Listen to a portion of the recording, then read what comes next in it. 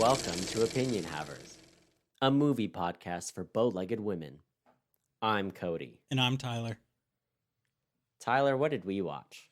We watched Coraline.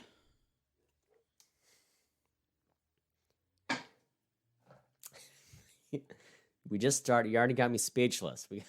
I can't. Yeah. You know what? Sure. Yes. We did it.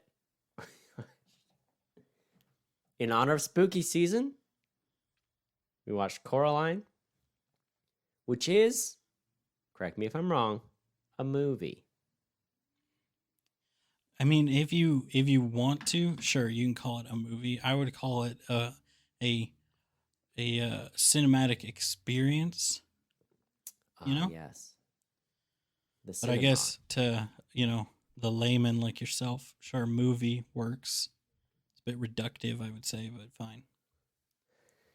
Well, Tyler, do you want to tell the good people a little rundown of what Coraline is? You know, the gist. Yeah, Coraline. The dirty deets.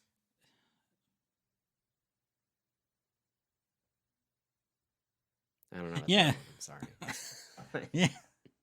So it's Coraline. It's not a Tim Burton movie. That's the first mind blower. Everyone there.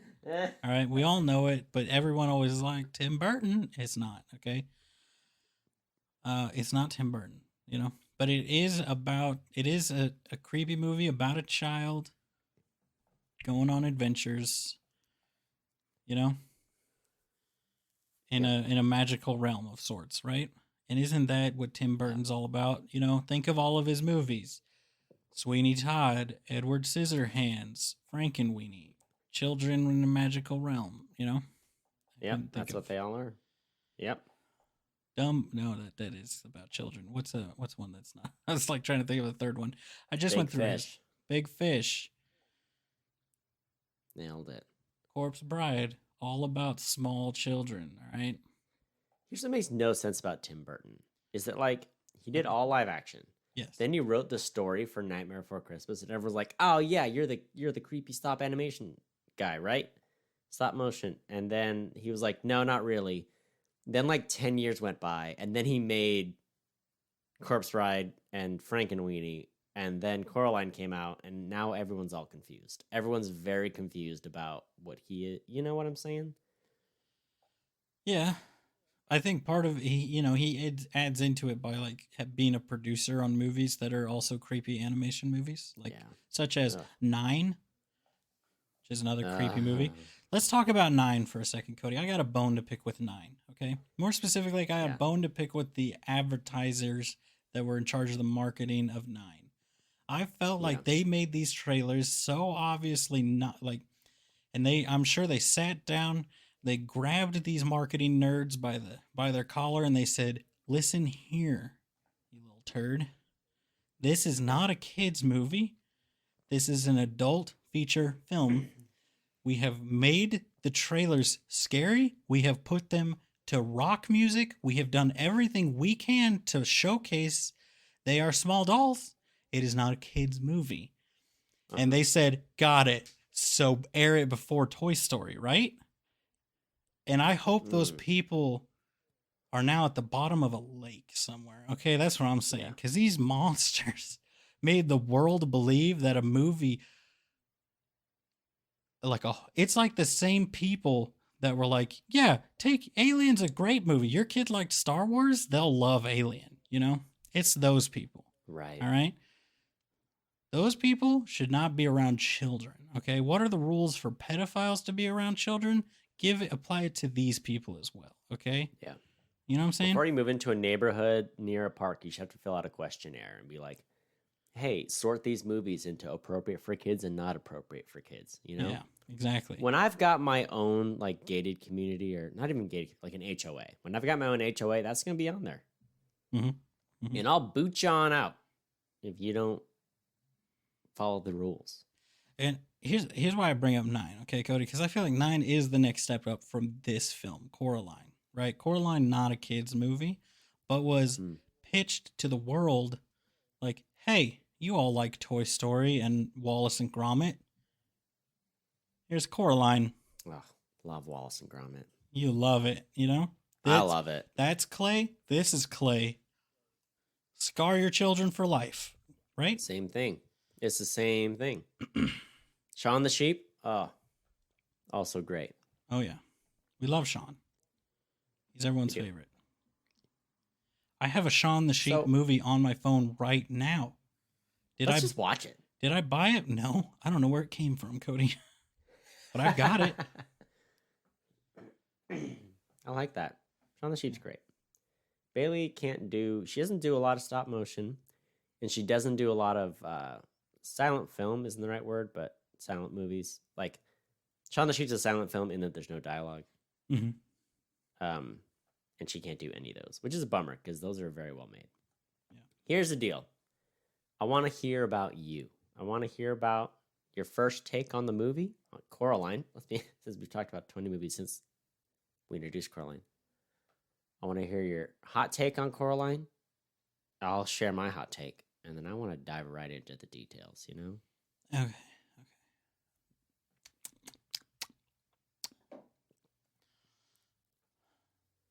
It was better than I was expecting. It was more horrifying than I was expecting. Okay. And I'm glad I didn't watch it when it first came out. Yeah. Yeah. And I thought the animation wasn't very smooth, but then it was too smooth at times. And it was messing with my brain hole, you know? Yeah. That's because your TV's too good. This is one of those that, like, this movie was made before we jumped to 4K. You know what I'm saying? Here's what I need to say, Cody. It is so hot in this room. Oh, my room's a little hot, too. Nobody freak out. I'm about to turn the fan on. And if it's like a nightmare on the audio, Cody, you know? Yeah. Should have subscribed to our Patreon. You know, that's all I'm saying. Do we have one? No. I don't know. But, you know, if we did and you subscribed to it, everyone, maybe I could afford a quieter fan. You know, that's all I'm saying. Yeah. This is delightful. All right. Our fan budget is directly tied to our Patreon budget. Yeah. It's like I have a grow light pointed at my face. Okay. That's what I need you to know. It's so hot. Speaking of hot, Cody, tell me your hot takes. Well, it's kind of funny because you thought it was creepier than you thought it was going to be. I thought it was actually a little less spooky, but I think I had the spookiness of this movie oversold to me. And also, it's one of those movies where, like you said, people go to it because they're like, oh, it's a kid's movie. And then it's like way too creepy just to be a kid's movie, you know? Anywho, so it wasn't as spooky as I thought because it's spooky season. We're coming right up on it. And I enjoyed the movie okay. Mostly, I just really appreciated the craftsmanship of the movie. The other thing about it, well, we can kind of get into it, but it's weird because it's a kid's book. Like, it's based on a kid's book that has no business being a kid's book, but it is. Like, I remember when it was big. The book was big. In, like, elementary school, middle school. Anywho, I liked it okay, but I didn't love it. But I did love the craftsmanship of it. As someone who's made a stop-motion short film of my own, because I had to for my video class, stop motion's hard, and when it looks great, it's very impressive, the amount of work they did. Yeah. You made a stop motion. That's it. Yeah. You're just going to blaze past that like it's nothing. Yeah. Give me the details. Tell me what was it about. I don't remember that much about it. There's a lot of nudity, but we had to blur it out for the student film fest, so it was kind of a bummer.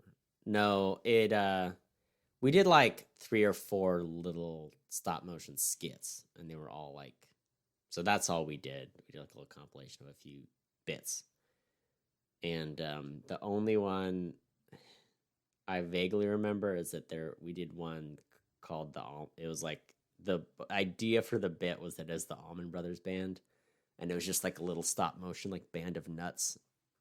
Like, you know, there's the Allman Brothers, which is a band, and so we did the Almond Brothers, and they were little, and that was the joke. So as you can tell, it was great. Yeah.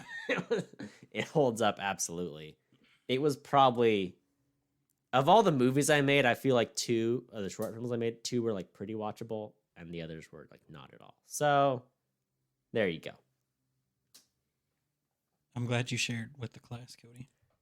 Yeah, you're welcome. Thanks for asking, and thanks for putting us all through it. Well, is there anything else to say?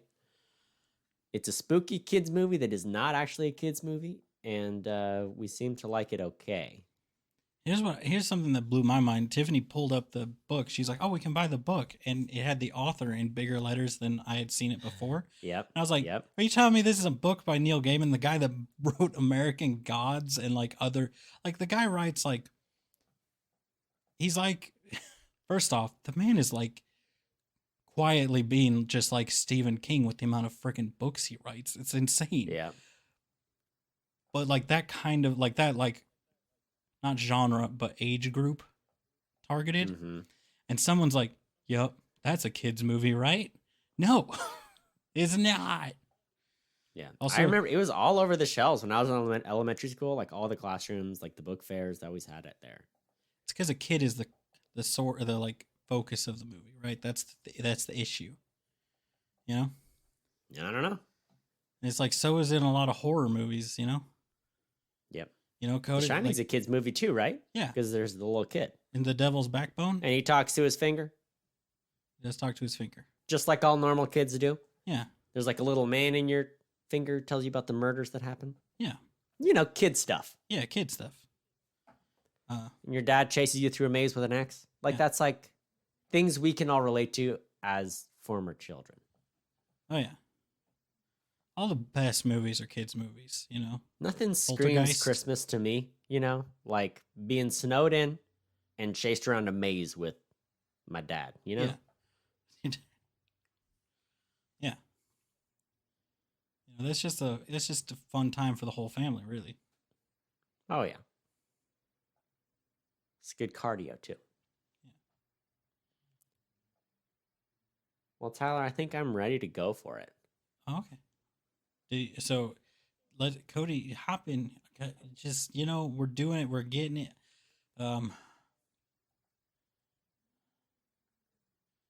Hop on the back of my praying mantis tractor.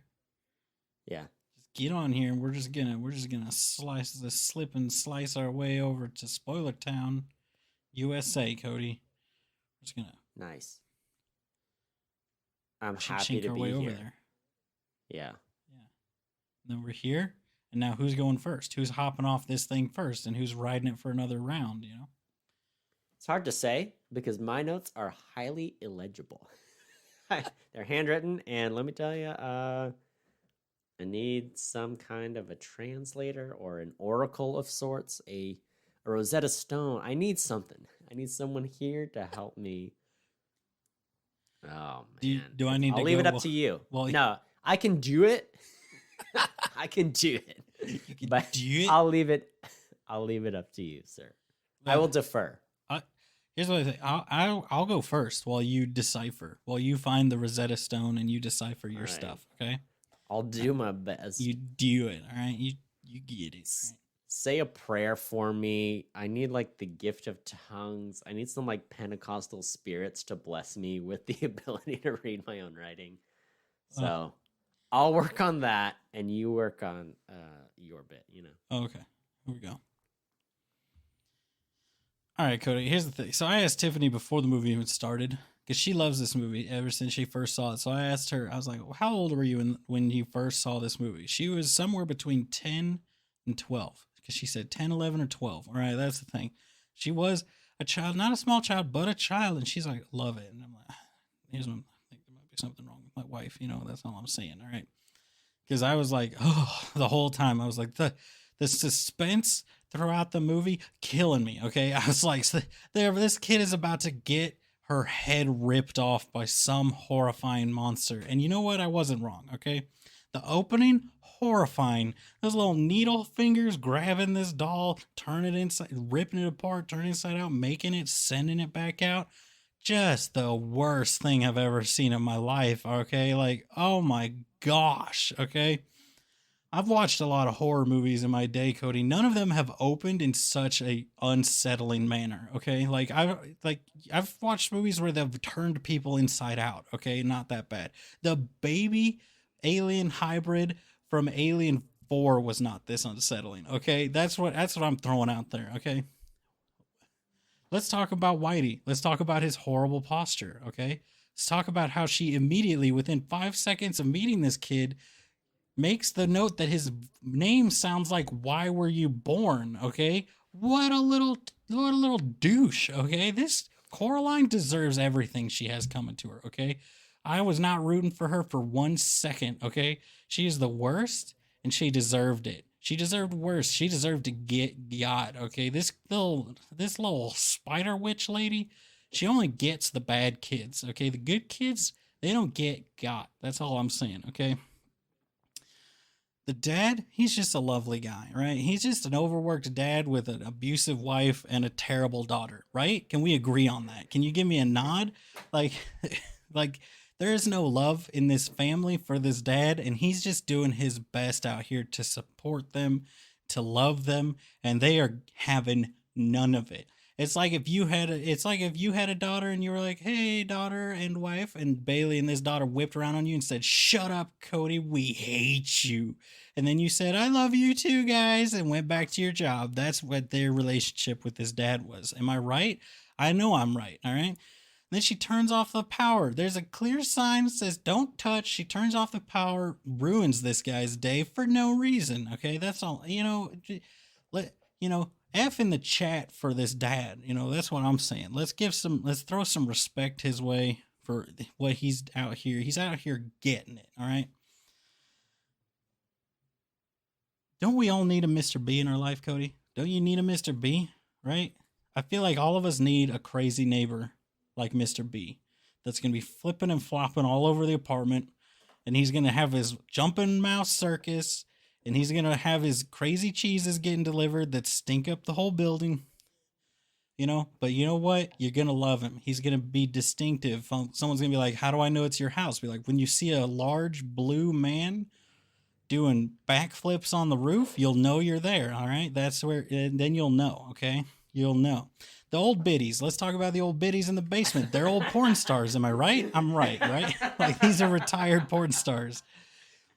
Tiffany never noticed it, and then she's like, "Everything makes so much more sense now." Did you read the titles of these movies? It's like the King's Gaze and the see her, and it's like, oh, these are like old timey porn stars that have been surpassed by modern technology, and the fact that they're now 110 years old. They got their dog stuffed on the wall, which shout out to I don't know the kind of dog they've got. The Boston Terrier, is that what it is? I don't know. The Shepherd Stockington Pepper Snap Stocky, whatever the kind of dog is. Every old lady has this kind of dog. Like, right? Everybody's grandma or their weird old aunt, they all have this dog, right? All of them. My aunt had this dog. They loved him, all right? They love these dogs more than their children, and that's not an overstatement. Their children would agree with that statement. And they loved them, and they're like, oh, they're doing it. They're taking them. They're spending thousands of dollars on a hip surgery for their dog when everyone else is like, yeah, that dog it's a dog. You put the dog out of the misery at that point. You know what I'm saying? The dog is 85 years old. All right. They're only supposed to have a lifespan of 17. And then they stuff them. Have you ever known someone who stuffs their previous animals? I have. It's uncomfortable for everyone. Why do they do it? All right, Tyler, you're on a roll, but I'm sorry. I got to stop you because I have a lot to talk about, mostly about what you just said. Here we go. Yeah, no, okay. If there's one thing that happened in this movie that made it not for children, it was the old biddies, okay? It was King Lear. Get it? Because it's like a play, but he's leering at them, So that was one of the titles. I was not prepared for it. Here's the other thing about this movie. Like, I understand that very few people make stop motion, like R-rated movies. It's been done. I've seen one of them. I didn't like it. But this movie probably should have been PG-13. They probably should have gone a little harder, made it PG-13 to discourage it. If I brought a child to this movie and I had to watch the old biddies with them for like as much screen time as they had, it was bad. I didn't like it. My question was, who's the perv? Like, who was the perv on set that was like, we got to really lean into it. We got to make it happen. We got to show a lot of them, Old ladies, we got to show as much as possible. Like, pasties, if we have to, we'll put pasties on, but I really don't want to have to. You know what I'm saying? That's what they were working on. I had not seen this movie before, but I'd seen a few bits and pieces of it, and I knew of it. And I was not prepared for any of that scene. anything with old ladies. I wasn't ready for it. My neighbors growing up had one of those dogs. It's a Scotty, like a Scotch Terrier, whatever they call them. Anyway, they call it a Scotty. They had one. Can't confirm. Here's the thing about these neighbors. They would mow their lawn, then they wouldn't sweep up the clippings, and then they'd let the sprinklers go, and it would make like a slippery paste all on the sidewalk. At least twice, if not like 4 times in my life as a child growing up, did I like turn a bike over on their grass because it was so slick. You know what I'm saying? And that's not cool, all right? Don't make the sidewalk a trip hazard, a slip hazard, for your neighborhood children. You know what I'm saying? Right? All right. I think you bring up a good point about Coraline. She is the worst. And I have a hard time enjoying movies when the protagonist is the worst and I just don't like them. That's a good point. Remember Life Before Autosave? She ruins the dad's date. That's not even a thing anymore because everything is autosaved to the cloud. And there was a time in my life where that was a big deal. You'd be like writing a paper for class and it'd be like, I forgot to save and the power went out or the internet broke or something happened or my computer crashed because obviously there's a billion viruses on it because I just downloaded like 2 terabytes of music from LimeWire. You know what I'm saying? It was a different time. It was a better time when your day could get ruined and you could lose all the work you did because you forgot to save. Yeah, so that's what I got to say. You make some good points. I wasn't ready. Yeah, the intro of this movie was horrifying. Good for them. And she's out here. She finds some bugs on the window, Coraline, and she smashes them with her bare hands. And I was not prepared for that. Like, that is psychopath behavior. You get a tissue, you get a fly swatter. We're not out here mushing bugs with an open palm. You know what? If you're going to knuckle it, that's fine. But your open palming a bug, indoors. Indoor. We're not talking about... This is not a mosquito that was in the act of like biting her. She chose to murder them and she scooched them with her bare hand, palm first. It's not okay, all right? Here's what I will say. As creepy as the doll was, I kind of want a mini me doll. That sounds like something good for my life. I want a mini version of me. Sometimes you can make the Bitmojis or little avatar. There's one point like in 2014 they had a Powerpuff Girls generator and you could make a little version of yourself that was a Powerpuff Girl. Like if you were a power in the Powerpuff universe, what would you look like? And it was my favorite thing. I had one of myself. Like, this is a great day. It makes me real happy. And I think there's like a business opportunity here. Like, wouldn't you love to have just like a little 8-inch tall Tyler on your desk? Just sitting. It just goes with you places where you're like, I'm feeling lonely. I'm going to bring my little buddy with me. I feel like I want that for me. I don't know. I think the movie was all right. I could see how it could be a very good book. I don't know that everything translated perfectly to the movie, but overall, I think the effects and the claymation were fantastic. And I really admired, the physics of the world and a lot of the design of the characters, with the exception of some of the choices that were made that we've talked about. Like the tunnel effect when they go in between the two worlds was really cool. And I was just impressed with a lot of stuff going on. So I really liked that part of the movie, but it didn't, I wasn't sold on Coraline as a person and some of the plot points.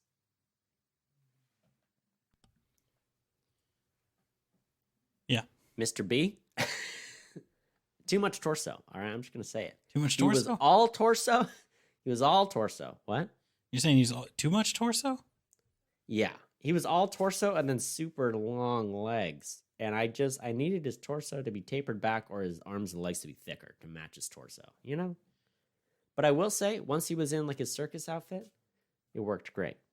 But when it was just him in like a grungy wife beater and like 4-inch long boxer shorts, I was like, this is not for me. I can't keep watching it, But he wasn't in the circus, Cody. That was the fake one. Yeah, that was the button eye one, right?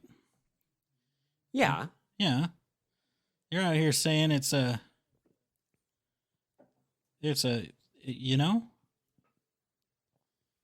Yeah.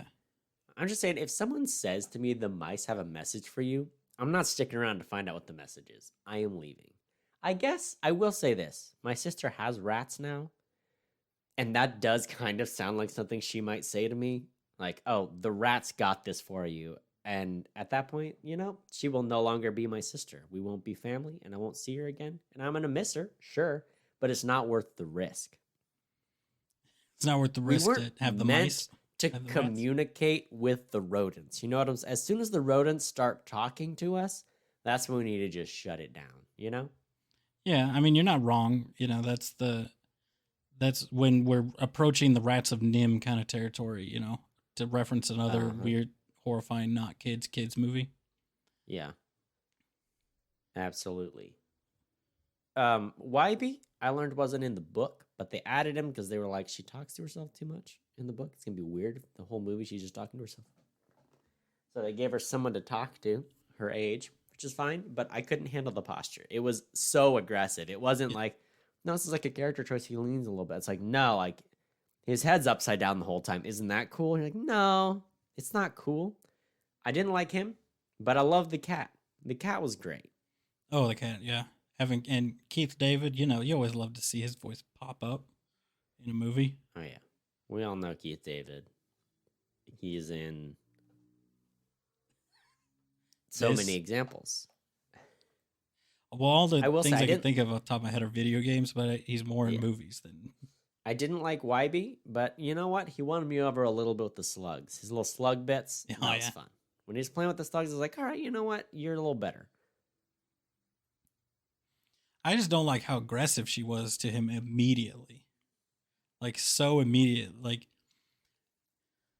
he's just like, hey, this is weird. You're a girl. You're like a person. Yeah. It wasn't like, you're a girl, I'm going to be weird. It was like, hey, you're a kid, and that's weird because my grandma never lets kids, because her sister got kidnapped by some weird monster thing. You know what? Mention that to someone next time. Put that in the lease, okay? Be like, hey, just so you know, no kids allowed. They will get taken by a demonic fey creature, okay? Yeah. Also, don't... It's fair to say. Also, okay. We can go back to the boy here in just a second, but another thing, talking about lease agreements, who in the right mind is cutting into their wallpaper on the first day of renting a new place? That's suspicious too, because she knew exactly what key it was. She was like, all right, fine, let me just rip up the wallpaper here, open the key, and it's one of those, you know what they say, hurt people. And Coraline, some people, they treat other people bad, and then they're like, why does my life suck? And it's like, well, you're mean to everyone. Like, Coraline was not great to people, even her lovely dad, even Wybie, who was just being a bro, And so what was I even saying? We don't like her, right? Don't like her. She grew as a person, but, at what cost? Still not to like it. Yeah. I still don't have to like it. I liked when they're in the other place and it's all nice for the little bit. Wybie comes in and she's like, "You wasn't smiling, so I fixed him," which I thought was a great play on words, because I was like, "Oh no, you neutered this child," but he just did the mouth. Although maybe she neutered him too, Who's not to say that Wybie didn't have a smile put on his face, but also was neutered, because that's what it means. That's what it means. Right? When I say I fixed him, I'm talking about neutering or spaying. So I think she spayed and neutered him, but also she made it so he doesn't talk, Oh, I know what you mean. How about Wuss Puss? That's a good one. That is a good one. That's some good writing right there. It's a good burn. You should call Boog Wuss Puss and see what he does. Oh, I'm not ready to die. You're trying to kill me over here. He's gonna sick a needle-handed creature on you in your sleep. Call him Wuss Puss. Yeah, no, I'm not ready for that. That's like the N-word for cats. You know what I'm saying? Mm-hmm. If you say it to a cat. Yeah, but here's the thing. The same, there's that one comedian that's like, if you use one word and then the other word you say the N-word, it's probably not on the same level. John Mulaney talking about little people. Yeah. Yeah. That's a good one. I'll say another thing I need in my life. I need a mini-me doll. I need a dog chauffeur. When they show up to the mouse circus and the dog has like got the flat, or no, it's to the Usher. old biddies. Yeah. You talking about the usher? Yeah, Usher. Yeah, that's right. And he's got a little flashlight in his mouth, and he's like, "Here we go." I'm walking your sheets like, this is delightful. I need this for me. Why don't more theaters have this? Well, if you went to those kinds of theaters, they might have it, but you don't go there, Cody. Because your delicate sensibilities going to the can't. Wrong theaters. I would go just for the dog chauffeur, then I'd leave. Yeah. I promise. Yeah. Yeah, that's what you say now. And then you get there and they lock you in. And then they suck your soul, Cody. And not in the way you want, Cody. In the way that's how they're vampires. They're energy vampires. When the old ladies jumped out of the skin of the old ladies, I couldn't do it. As soon as it was revealed that the old lady was the skin suit for the young version of the other lady, I couldn't. It was never the same, Mm-hmm.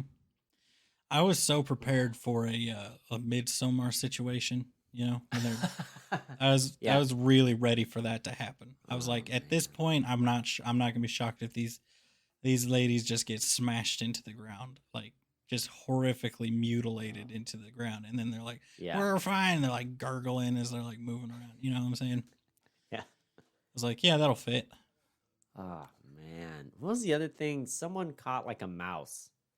The mouse was giving a message or something. Was it the other mother? It was the cat. And the cat. Oh, and the cat just killed the mouse, and I watched it die. I was not ready. But then it turned into a rat. I'll watch John Wick shoot 1 billion bad dudes in the face and feel nothing. But when that little mouse got murdered on screen, I was like, this is not okay. This is not I'm gonna die one day. This is not cool. But Cody, he was bad mouth. He was a rat. He was sounding an alarm. It was all a facade. My sister has rats, and she cares about them more than some of our family members. I mean, yeah.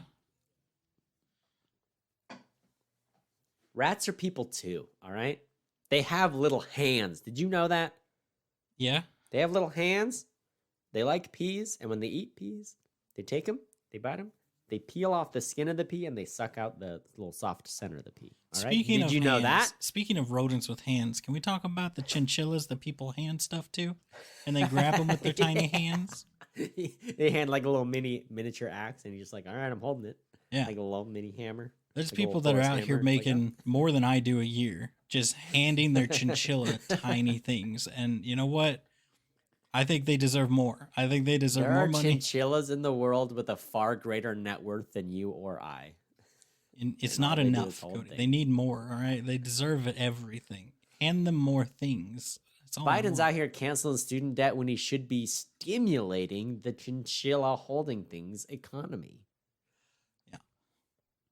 What is our government doing out here? There are chinchillas that are not getting their due. Chinchillas. There's so many things in the world I want them to hold, and there's not enough hours in the day for them to hold everything, so we need to get more chinchillas out here. Exactly. Scientifically speaking, they're the softest animal, Cody. All right? They'll die out of being sad if you leave them alone for too long, okay? That's what we're talking about. That's the adorable. Are they one of the smellier animals too, or is that hedgehogs? It's hedgehogs. Or are they both smelly? Chinchillas are just adorable, Cody. You get a chinchilla when it's a child, when it's a little tiny thing, okay? You put them in a little pouch that you have to wear near your heart. They bond with you. And if you are ever like, here, Timmy, have a chinchilla, the chinchilla will die from sadness because you're now gone, okay? That's what we're dealing with. Is there a more adorable creature that is just the biggest pain to have as a pet? Right? These are the kind of stories that make me go vegan. It's like the same with macaws, like parrots, like those types of birds. They will form intense bonds with like one human, and they're like, "You're my wife." And this lady was sharing a story about hers, and she has like this blue macaw, and they live to be like 25 or 30 years old. And she's like, "Yeah, no, I'm bonded with this macaw. This macaw has chosen me as its partner. So so it is jealous of my husband, and it cannot be left without me for so long, and it freaks out. I am its mate for life, and this bird will live for 30 years, and it hates my husband. It's just like she got the bird right before they got together, kind of thing. We're just like, this is how it is now. You're in a throuple now with the bird. That is the life. The life you have chosen. You are the third in the throuple, though. Yeah, that's your very husband clear. is the third wheel, in case you're wondering. And yeah, isn't that fun? Yeah, Tiffany always wants to get birds, and I always say no. I'm like, they live for like 100 years, and you can't just get rid of them. It is.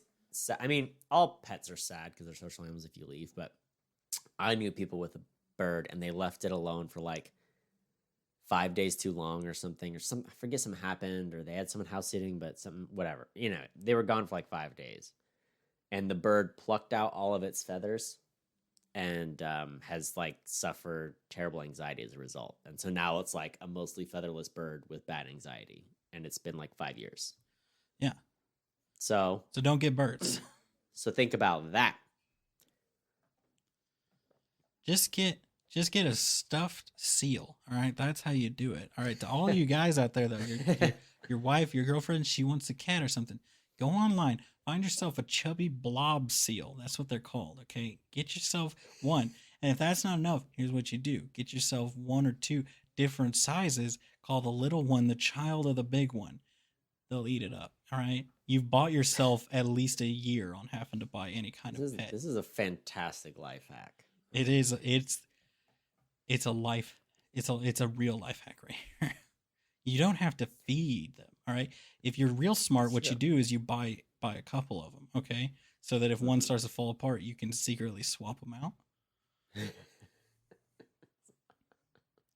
But I dare you to buy them and not become soul bonded to this tiny little chubby douchebag that you now will dedicate your life to. He's not even alive. All right. And How you're like, dumb are our brains? For you. You see something with big eyes, and you're like, this is the one. They're not even big eyes. This is my baby. They're angry little douchebags. That's what they are, okay? But it's just like, love me, but they're not alive, Cody. They can't love. Oh, people are so dumb. I love it. Speaking of animals, my absolute favorite moment from the movie is when she throws the cat at the face of the spider lady. Mm.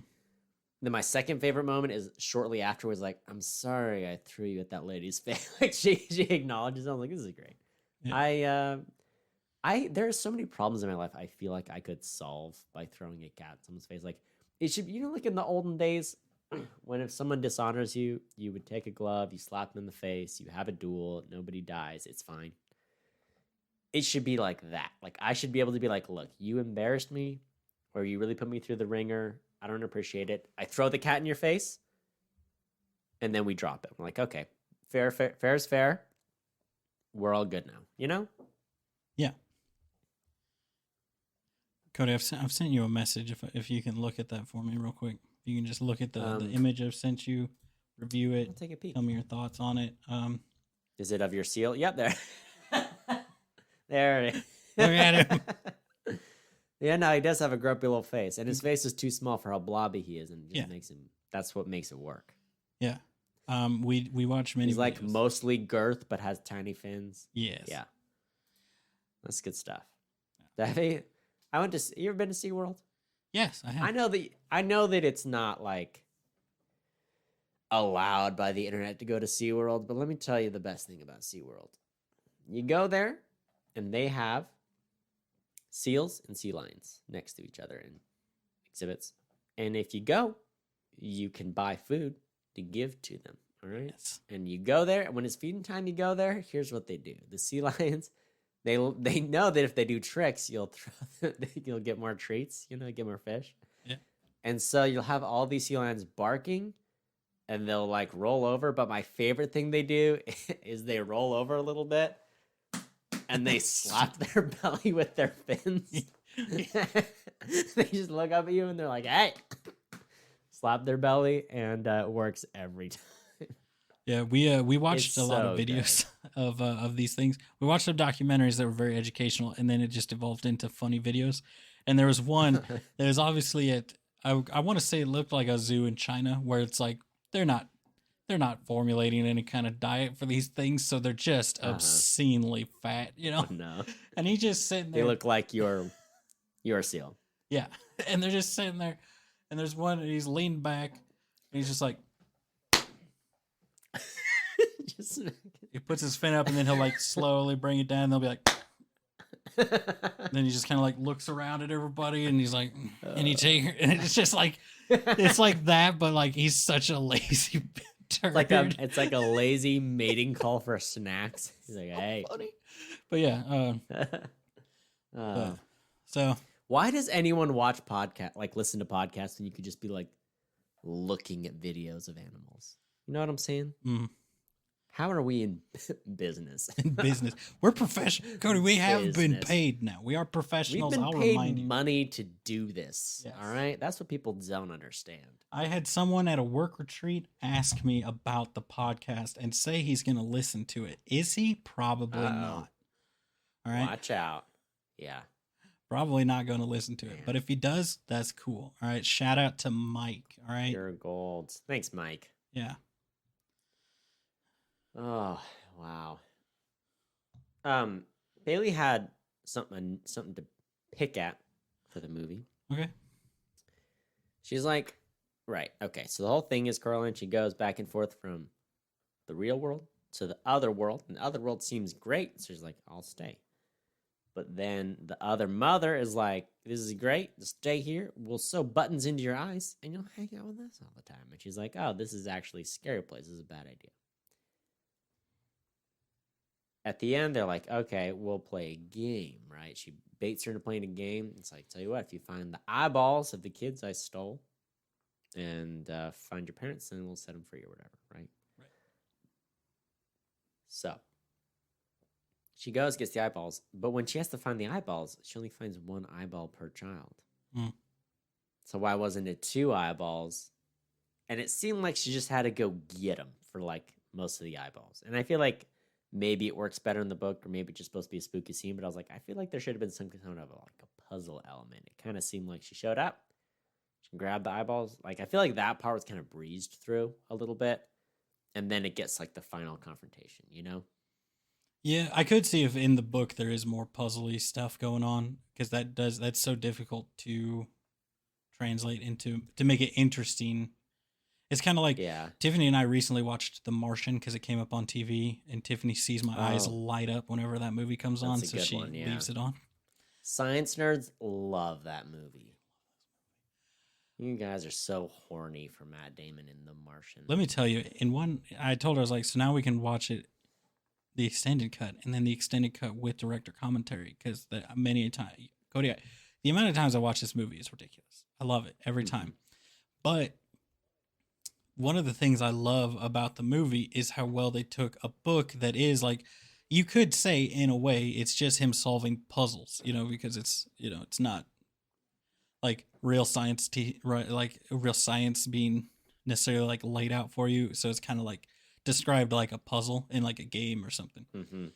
But a lot of it, they don't show a lot of the workings that they talk about in the book because that just doesn't translate. It just shows him working through it, but it cuts out like all the narration and a lot of the real sciencey stuff that he does.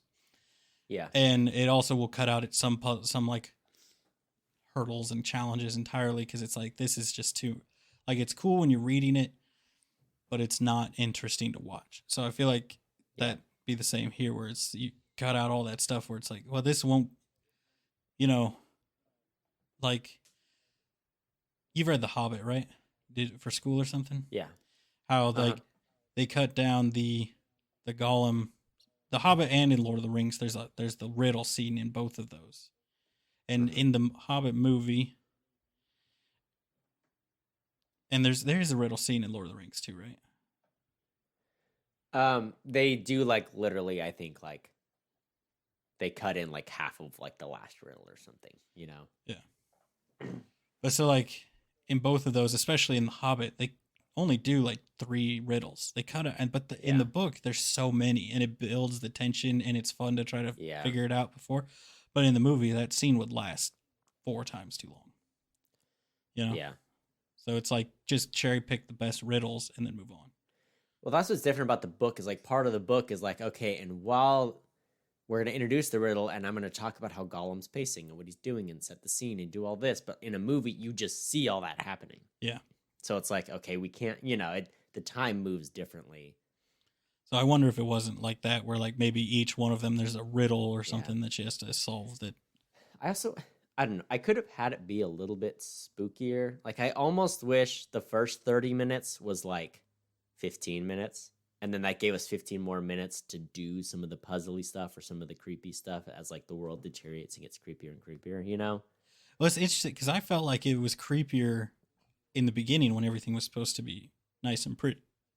And there was like the slow build. It's super dreary. Yeah. Well, I meant even in in the other world, like just the slow build like, this can't be right. Yeah, like you're realizing, wait a second, there's something off, and the mother is like the focus of it. Whereas I feel like it would have been a creepy, like more creepy thriller had they slowly built that up, versus it being like, all right, now it's switching hard. I liked all the stuff in the other world, is what I'm saying. So I mean, the beginning where it's all. Oh, okay. She arrives at the house, and like all that beginning stuff just felt a little bit long and stretched to me. Yeah. Okay. That part you're right. I could have done with that being about half as long too.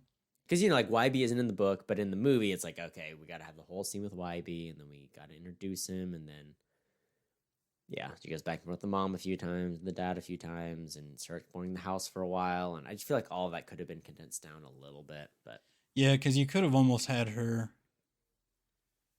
have like maybe one moment with the parents and then they tell her to go explore the house. Mm-hmm. Like you could have cut out some of the stuff with the parents to get that across and then gotten to the introducing each of the tenants faster. And then you could have gone right into the.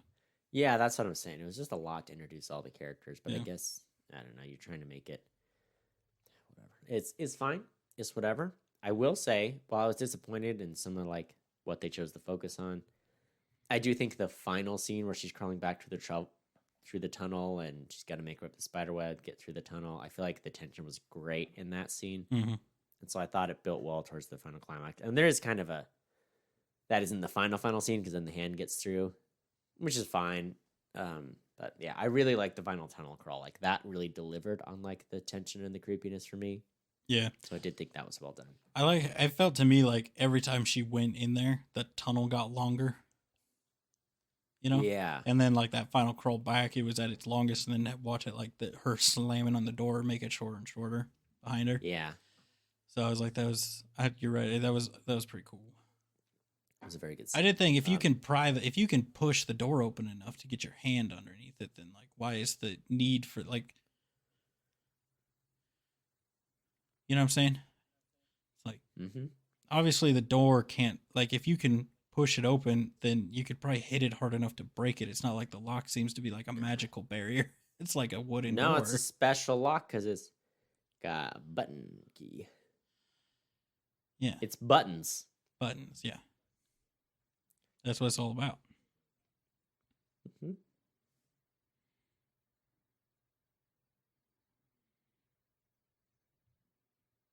Yeah, so at the end of the day, I really appreciate the craftsmanship of the movie, and there were some good moments I really enjoyed. I didn't like love it, and there are other stop motion movies that I enjoy more. So for me, part of it wasn't like super my type of movie, but I really, really did appreciate the animation and the effects were fantastic, and the props, everything that goes into building the world, I thought was very well done. And so I like watching it just for watching the craftsmanship of everything, but it isn't a movie that I'm going to like revisit anytime. But I will say the guy who made this movie, Henry Selick, has a movie coming out in October, which I guess is here. It's about to drop, produced by Jordan Peele. Keegan-Michael Key does a voice in it. It's going to be on Netflix. So I'll probably check that out since it's this guy collaborating with Jordan Peele. And anyway, so I'll probably check out his next movie, even though like this one wasn't my favorite and Night Before Christmas isn't my favorite either. Yeah, I do think it's interesting. Like you can tell this is a guy that makes a lot of stop motion, because if you compare this to something like Corpse Bride, or even like pretty much any other stop motion, like the intricateness of the the claymation and like the movements and how smooth they end up. Because I almost wonder if it's like him. I almost wonder if he purposefully did it, where it's like at first it's very choppy, like like Corpse Bride, Yeah. in the movements. But then as it goes on, it gets so fluid that by the end of it, I'd kind of forgotten. Oh yeah, this is all stop motion. Like it almost looks like it's just an animated movie because Yeah. all the movement is so fluid, which I know takes longer. So I wonder if that was a conscious choice on his part. And there was like maybe the other world is supposed to be like more fluidly animated versus the real world. Right. And this is a movie, I think I read that there's like 2 years of pre-production, 18 months of shooting. So it's, a picture like this is one that like there's quite a bit of thought that goes into the worlds and the design. And I think I read somewhere there were 24 different puppets just for Coraline, and they took a couple months to make. And there were like several people working on each one. So I mean, it's quite an undertaking. The new movie is Wendell and Wild, and it comes out October 28th on Netflix. So if you are interested, check it out. Jordan Peele helped write the script, so it could be good. Yeah, I do think. And now I will say, like, so a lot of people, right? They think that this is a Tim Burton movie, okay? But it's obviously not. That was like the first thing we brought up, obviously. But one thing I brought up to Tiffany after the movie was I felt like if I was Tim Burton and people were pointing to this as my movie, I don't think this movie was bad. It was much better than I was expecting personally.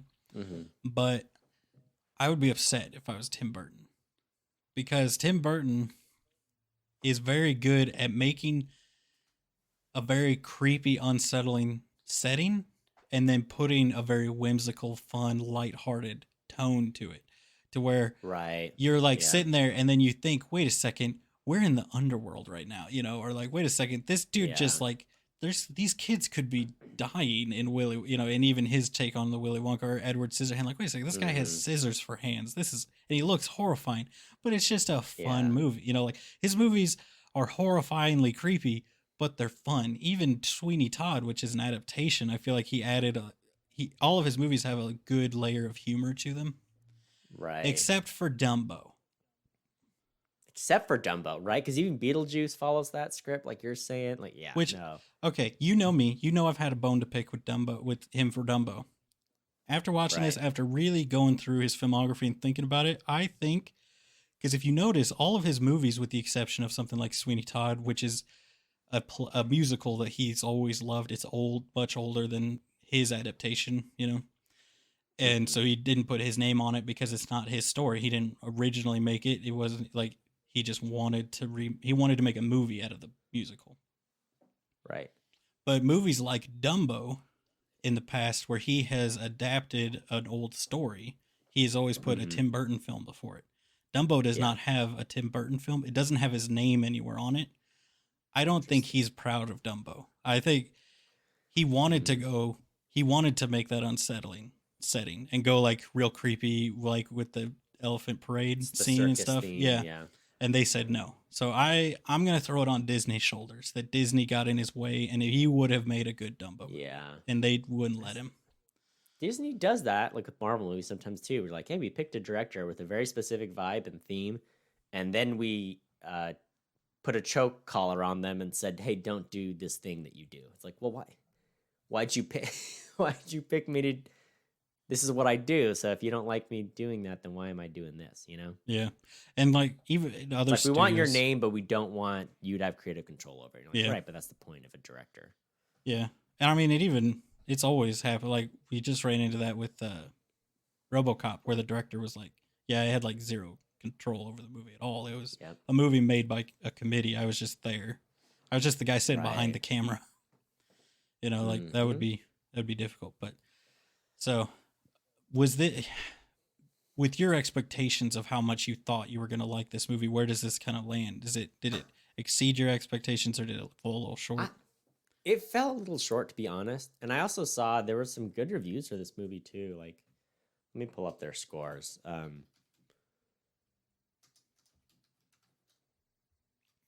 Let's see. I just thought I would like it because I do enjoy good stop motion, like I said. And their tomato meter is at 90%, but their audience scores is 73%. Which I do think some of that is the people who are going to be reviewing this are probably mostly people who are into the stop motion genre. As a stop motion fantastic feature, it's fantastic. Like, it's very well made. But I just think, some of the characters, some of the writing let it down a tiny bit. But that's my opinion. So a couple trivia facts about it. Yeah. They had 183,000 square feet of warehouses to hold all the sets for the movie. So they had quite a lot going on to deal with. And this was at the time, it was the longest stop motion feature film. Kubo and the Two Strings, which is actually one of my favorite stop motion films, beat it out in terms of length. That's one I would highly recommend. Kubo, fantastic. And I saw somewhere that this was originally the original pitch for this, and the plan was for it to be live action, which is weird. So Henry Selick does do live action movies, and he does mixed movies too, like James and the Giant Peach, that movie. Mm-hmm. He directed that one, the one where it's like live action, and then it's like claymation for a long time, then it's back to live action. But yeah, so like Dakota Fanning was signed on for a live action Coraline, and then they changed it. So I'm like, I don't even know how that works. Like, I want to know more about that history, but I don't have it on hand. But really weird trivia, I thought. Also, you may have noticed there's a song in this movie with the delightful tones of "They Might Be Giants." So the other father, when he sings the song on the piano, it's a "They Might Be Giants" song. Mm. So he sings a song about Coraline, whatever. I know that's because I was getting into They Might Be Giants, like, specifically this year. So I was like, oh, it's a good song. They wrote 10 songs for the movie. And then once again, they pivoted off of it. And so they only kept 2 songs. And it's an end credit song, and it's the one he sings at the piano. So I'm like, what happened to this movie that was like, it's live action? Like, okay, it's claymation. All right, They Might Be Giants in the... it's almost like in A Night Before Christmas, it was like, oh, Danny Elfman, he's going to sing all the songs for it. This is going to be great. And it's the same kind of thing. They're like, oh, They Might Be Giants. They'll do all the music for it. It'll be great. And then they're like, anyway, we're using 2 of your songs. So it's like, okay, did you cut out the musical piece of it? Was it going to be a musical? Was it not? Was it live action? Was it not? It's kind of a weird... I thought it was really strange that those facts were in there. But yeah, there were 10 songs wrote for this movie that they just ended up not cutting, not using. That almost makes it sound like it was going down the route of like more of like, oh, this is inspired by or based off of the original thing, and then someone came in and said, nope, just make the book into the source material. And then they were like, well, it'll be way more fitting, like, because the claymation style does really fit the source material. Yeah, and the nice thing about the claymation is like, just like hand-drawn animation is like, in theory, you can do anything, like you can make the world as fantastical as you want because you can paint every frame with, the puppets you use. Yeah. And everybody I've ever talked to that's like knew the book and then saw the movie, I've always heard good reviews from them, and like, yeah, they've all. And Neil Gaiman said, I think they did a TV adaptation as well, but he said he definitely prefers the film one. So it seems like the author is fairly positive as well on the movie. Yeah, he's a slut. He'll be positive about anything. He's just out here to sell his, you know what I'm saying? Yeah. Oh yeah. I mean, great. If there's one thing that is well known in the internet, it's that Neil Gaiman's a slut. Yeah, he's out here selling his properties left and right. Mm-hmm. This has nothing to do with either of them. But earlier when I compared him to Stephen King, have you seen? There's a video going around recently. It is old, but it was George R. R. Martin and Stephen King were on a panel. And George R. R. Martin's like, I have a question for you. Like, turns to Stephen King. He's like, how the F do you write so much? Like, what are you doing? What is your secret? Like, he's like, and he's like, oh, I just try to write, he like gives like a huge number a day of pages. And, like, book is. He writes like 9 pages a day. Yeah. And he's like, a book is going to be this many pages. So, it takes me this long to write a book. And he's like, you never get like writer's block. You never like, and then you just fart out like one paragraph in a day. And he's like, no, not really. just him being like, no, because I'm basically like saying everything short of being like, no, because I'm a professional, George. It's just like given zero leeway to George R. R. Martin, who's taken how many years to write the final book of this series. Just like, no, I'm not letting you off this hook. I'm going to say here in front of everybody, no, it's not hard. You just do it. You know? I was like, oh, it's so heartless. It is crazy how prolific Stephen King is. But you know what they say? I've taken a few writing classes in college even. Ooh. The only way to get over writer's block is to write. Yeah, which I've listened to some podcasts with a lot of like screenwriters who have that same mentality. And I think a lot of them have copied it from Stephen King. Yeah. Because even he'll be like, you might write 100 pages and then throw them out, but it's like you're going to get to where you need to be, but you wouldn't have got there. That's what they go for. Yeah. It's like, because the idea is like, just write whatever, write anything, write something stupid. And then you're like, okay, that's obviously wrong. You know, it's like you're giving yourself confirmation of, okay, this was the wrong way to go. Yeah. So let me backtrack. And now at least I confirmed this is a bad idea. And maybe that'll help me come up with the right idea, you know? Yeah. Writer's block sucks. So if you're, George, I know you're an avid listener. George also already had that opportunity because he advised on how to finish Game of Thrones TV show. So if anything, he should know. Yeah. You did a test run. You know if that's right or wrong. Now write the pages. Well, he could also do the thing that everybody suggests that he does, which is what most writers who are in his position who have writer block. Ghostwrite, which is like everyone does it. Ghostwrite to all the nerds that know how they want it to end and know the world better than he does and are ready to go. Basically, exactly. Have someone even in the video like comments was like, just have Stephen King ghostwrite it. like Stephen King could knock this thing out in 4 months. Yeah, like it would be nothing to him, and it would probably be good too. Like it's not like Stephen King's bad at writing; he just writes a ton. Yeah, but it was funny because I was like, man, just smacking him down, you know. But what I was gonna say is, George, one thing, how dare you try to tie yourself to Tolkien by doing the RR thing? Where do you get off? Also, you just write, man. Just do it. You know, you look like Guillermo del Toro. Get together, do a thing, make out, kiss, get together on a podcast, on like not a podcast, on a panel, kiss. All right, that's all I want. That's what the internet wants. You know, Guillermo del Toro's like always swapping what projects he's doing and dropping out of things and blah blah blah. Yep. It sounds like we really need to do like a Freaky Friday. Like if you swapped George R.R. Martin and Guillermo del Toro and be like, hey, for the next 6 months, you're living each other's lives. Can you imagine what would happen? You know what I'm saying? Like if George R.R. Martin just went in and started directing whatever del Toro's next project is, and del Toro was like, I guess I'll just finish this book. I think wonderful things would happen. Yeah. Or they'd cancel each other's projects, which would be no different than they're already doing, right? Yeah. No, that sounds great. Like, that sounds just as good to me. Like George R. R. Martin would walk on set and be like, yeah, I don't want to direct this movie anymore. And it's like, oh, it's like Guillermo del Toro is here. Call Peter Jackson. He'll do it. Man. I blew Tiffany's mind with that fact about The Hobbit. Yeah. In case anybody forgot, I love to ever so often remind this that everybody blames Peter Jackson for The Hobbit being terrible, but let's all remember that they were filming the Battle of the Five Armies fight scene when he showed up to direct the movies. And he said, give me a month. And they said no. All right. Let's all remember that, Cody. But then let's remember that he chose to use GoPro footage. Now let's go back to Coraline. It's so hard to love that man. Here we are, you know? Yeah.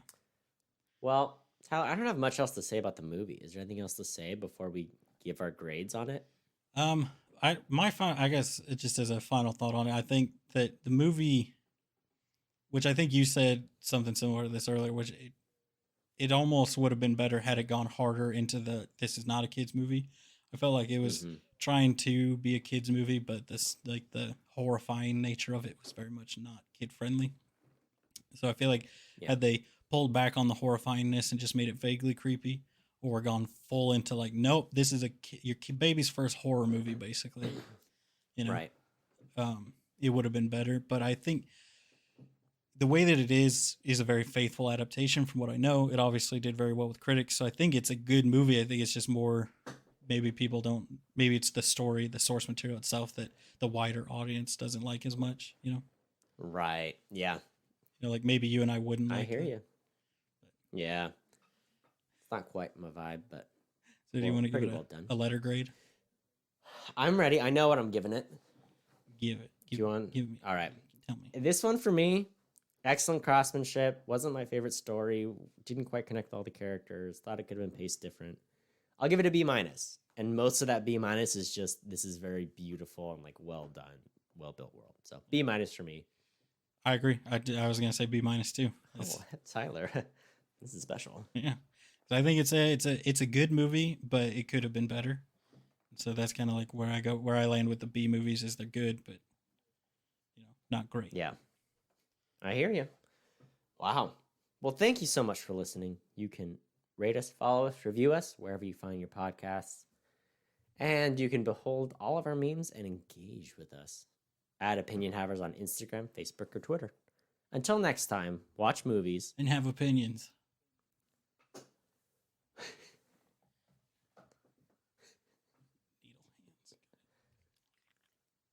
The biddies. Destroyed me. The pasties, I looked over at Tiffany and found that she'd been staring at me the whole time as that lead up to that scene. She's like, "Were you prepared for that?" And I said, "Nope." Definitely not. Oh. They even had the jiggle physics on it, Cody, which was too much. No.